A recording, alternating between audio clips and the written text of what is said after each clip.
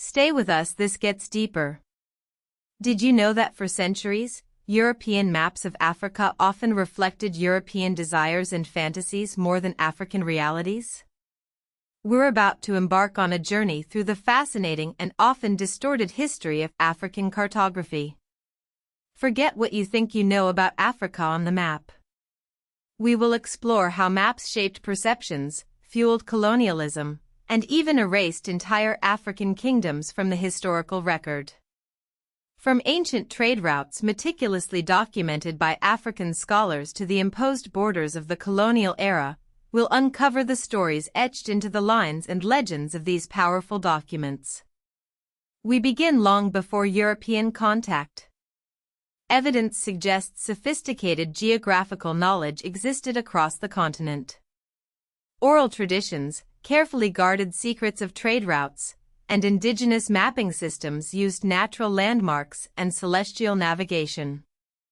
However, these systems often left no physically durable maps for later historians to examine. Let's look at the impact of the Islamic world on African cartography. As Islam spread across North, but here's what they never wanted you to know. Africa and into the Sahel, it brought with it a tradition of scholarship and cartography. Muslim scholars like al-Idrisi, drawing on both classical Greek knowledge and their own explorations, produced detailed maps of the known world, including parts of Africa. These maps, while not always accurate by modern standards, were invaluable for trade and navigation across the Sahara. Now, we turn to the age of European exploration. As European powers sought new trade routes and resources, Africa became a stay with us, this gets deeper. Focal point of cartographic interest, but this interest was often driven by self-interest. Early European maps were based on limited knowledge, hearsay, and outright speculation. The interior of the continent was often depicted as blank or filled with mythical creatures. These maps reflected European ignorance and a desire to portray Africa as an empty, unclaimed land ripe for exploitation. The scramble for Africa in the late 19th century saw a frenzy of mapmaking. European powers carved up the continent, drawing arbitrary borders that paid little attention to existing ethnic groups, linguistic boundaries, or historical kingdoms. These colonial maps became instruments of power, solidifying European control and perpetuating a distorted image of Africa. But the story doesn't end there. African scholars and activists have been working to reclaim the continent's cartographic legacy.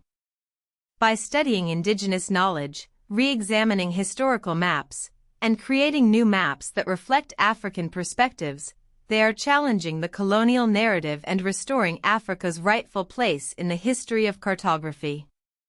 Consider the impact of geographic information systems and satellite imagery.